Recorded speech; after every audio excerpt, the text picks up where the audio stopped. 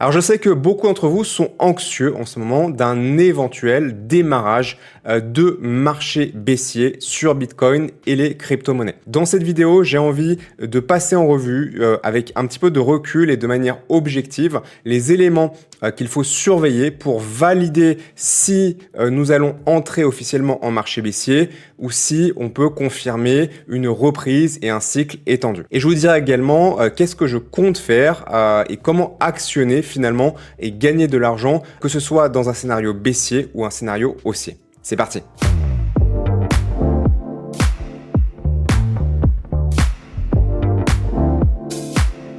Allez, bienvenue à tous dans cette nouvelle crypto capsule. Je m'appelle Sylvain Marre, je suis trader indépendant depuis plus de 20 ans et fondateur de la salle de marché Stradogy. Avant de commencer, pensez bien à mettre un pouce en l'air pour me signifier que vous appréciez ce type de contenu et que je devrais en faire davantage. Et abonnez-vous à la chaîne si ce n'est pas encore fait pour recevoir automatiquement et gratuitement toutes mes prochaines analyses. Alors aujourd'hui, on va refaire un point général sur Bitcoin et je vais vous présenter dans un premier temps les éléments que je surveille qui vont me permettre de me décider sur le scénario qui va être validé, donc un scénario de bear market sur l'année 2026 ou au contraire une reprise et un cycle haussier étendu. On a vraiment les deux discours qui sont dans l'air en ce moment et c'est tout à fait légitime puisqu'on est vraiment à la croisée des chemins et pour l'instant la décision n'a pas encore été prise par les marchés. Et dans une deuxième partie, qu'est-ce que je vais faire si c'est le scénario baissier qui se produit ou si c'est le scénario haussier qui se produit. Alors pour commencer, donc on dézoome un petit peu ici là sur Bitcoin sur les dernières années. En bleu, une moyenne mobile 50, exponentielle 50 et en rose, une moyenne mobile exponentielle à 200 périodes. Ça va être des moyennes mobiles qui sont intéressantes à surveiller. On va commencer par ça. On peut constater que dans tout ce cycle haussier qu'on a eu depuis fin 2022, fin 2023, ces moyennes mobiles, elles ont été testées, elles ont été travaillées par le prix à plusieurs reprises.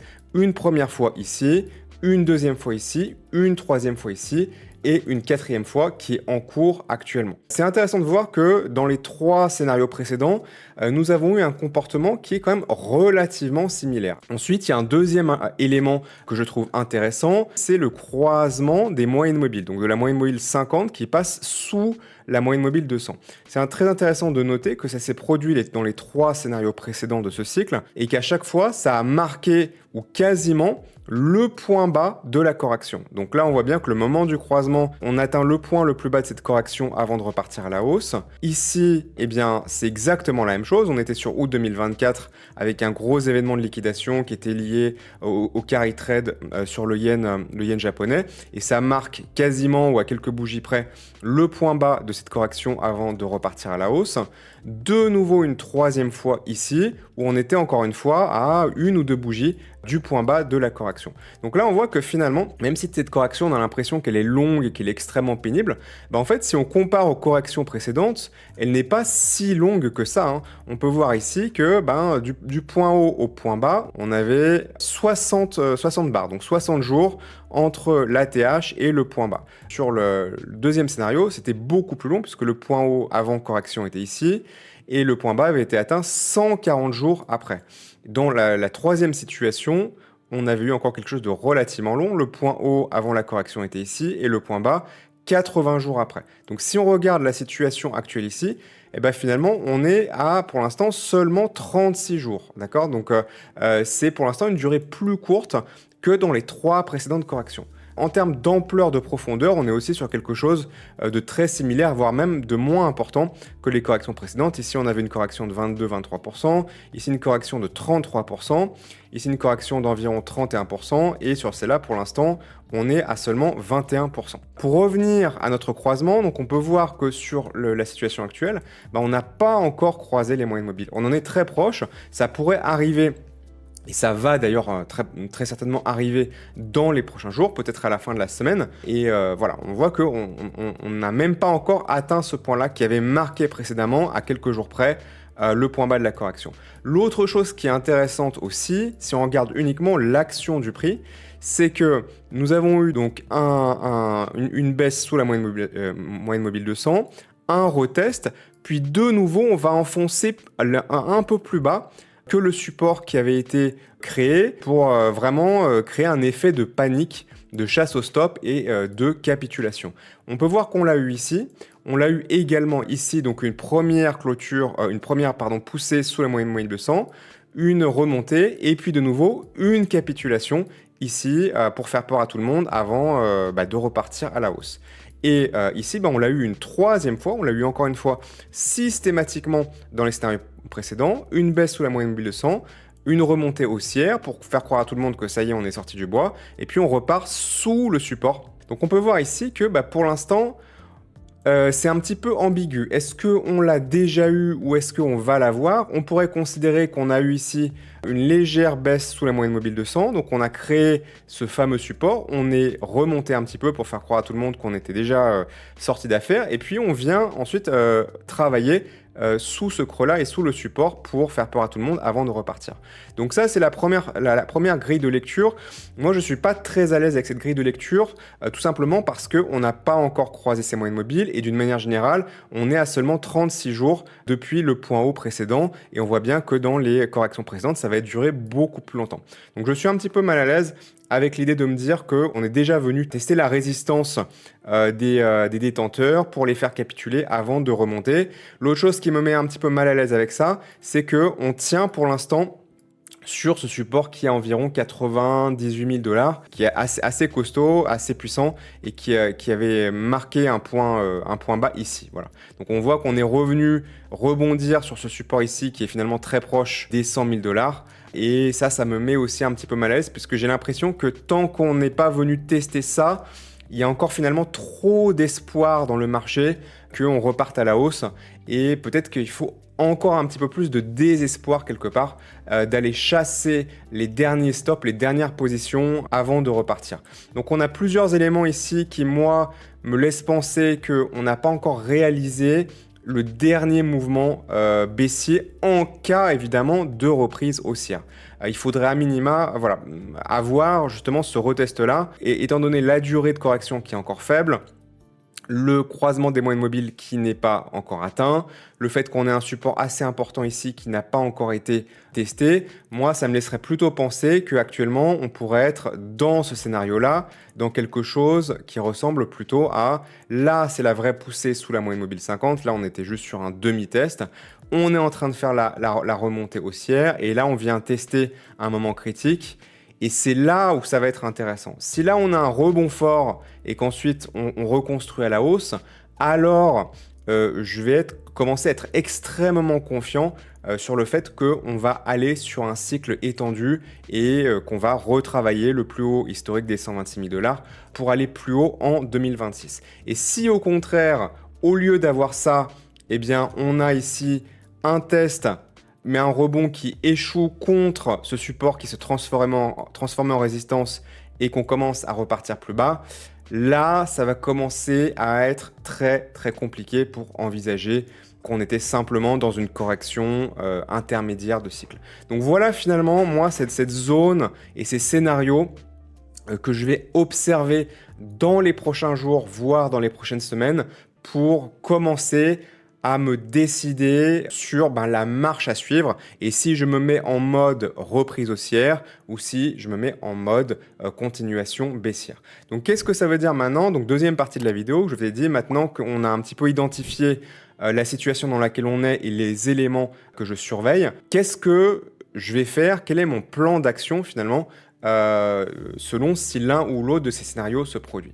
Donc si on est sur un rebond solide et qu'on repart à la hausse, donc un scénario de correction avant chasser les mains faibles et puis repartir à la hausse, et bien évidemment, je vais chercher à me repositionner à la hausse sur le Bitcoin.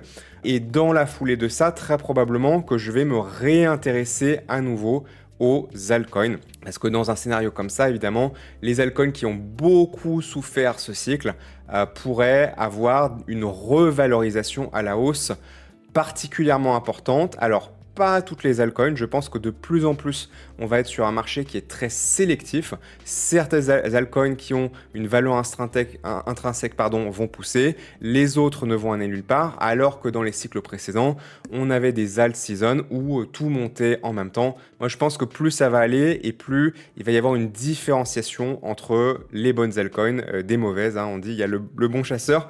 Vous connaissez la blague des inconnus, enfin le sketch des inconnus, le bon chasseur et le mauvais chasseur. Et je chercherai tout simplement ce qu'on appelle des pullbacks, des corrections au sein de cette construction haussière pour avoir des points d'entrée particulièrement intéressants dans cette reprise haussière, puisque comme on le dit, le prix monte en prenant les escaliers et descend en prenant l'ascenseur. Qu'est-ce que ça veut dire? Ça veut dire qu'en général, dans un marché haussier, on a un escalier. Voilà, je pense que visuellement, vous comprenez bien ce que ça veut dire. Par contre, quand ça baisse, ça ne fait pas un escalier comme ça. Quand ça baisse, ça prend l'ascenseur, c'est beaucoup plus vertical et ça fait plutôt quelque chose comme ça. Et c'est d'ailleurs bien ça qui rend finalement le trading et l'investissement aussi difficile. Ce qui est intéressant avec les escaliers, c'est que du coup, ça fournit des opportunités de se repositionner pendant des micro-corrections et d'avoir des points d'achat. En cas de confirmation baissière, comme on va être davantage dans un phénomène d'ascenseur, alors attention, c'est pas ascenseur tout droit jusqu'à 50 000 $ non plus, évidemment. Mais en général, on est plutôt sur un coup d'ascenseur, une stabilisation et puis de nouveau un coup d'ascenseur. Là, on est sur une typologie classique de bear market. Donc, c'est là où il faut être très vigilant parce qu'il peut y avoir des espèces de simili-reprises, d'accord, ici, qui peuvent donner envie de se positionner à la hausse pour après se faire liquider. Donc, il faut clairement pas, dans une situation comme ça, chercher à prendre de trades à l'achat, même si c'est extrêmement tentant.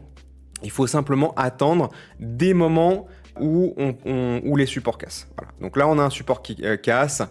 Ça peut déclencher des opportunités de vente à découvert dans lesquelles on peut gagner de manière très courte beaucoup d'argent.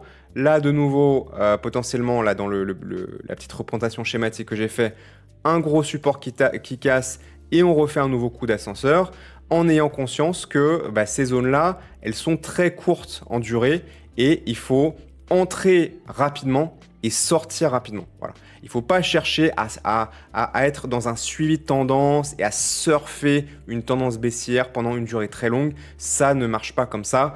On est sur des durées très courtes et il faut se sécuriser et prendre un profit le plus rapidement possible. Mais ça fait des très bonnes opportunités aussi. Pourquoi est-ce que ça fait des très bonnes opportunités? On dit souvent on ne peut pas gagner d'argent en marché baissier, on ne peut que protéger son capital. En fait, on peut faire les deux. On peut à la fois protéger son capital en restant majoritairement en stablecoin, voire même en mettant à contribution ces stablecoins dans des protocoles de stacking, des protocoles DeFi pour gagner 5, 10, voire 15% par an, ce qui est finalement très bien.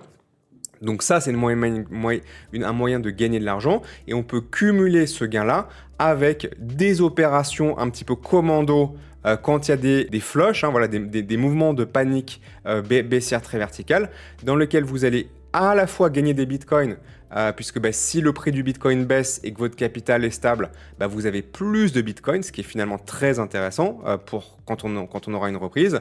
Mais vous pouvez aussi gagner des dollars, ou des euros, enfin, en tout cas la monnaie fiduciaire que vous utilisez ou le stablecoin que vous utilisez, puisque en misant à découvert, vous gagnez également sur la position.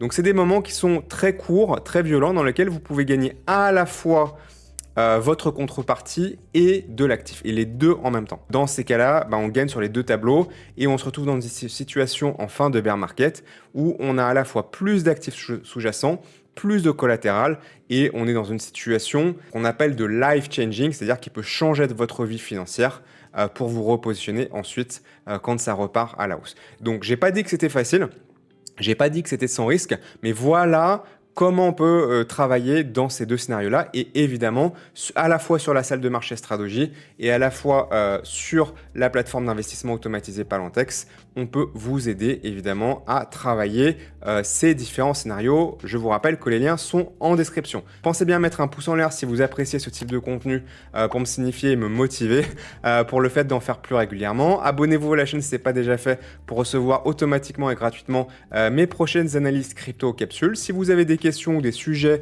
que vous aimeriez que je traite, mettez-les en commentaire sous la vidéo. Ça me fait toujours très plaisir d'avoir du feedback et ça me permet aussi d'avancer et de créer de meilleurs contenus. Moi, je vous dis à très bientôt ici ou sur l'une de nos plateformes. Et d'ici là, comme toujours, bon vent et bon trade. Salut, bye.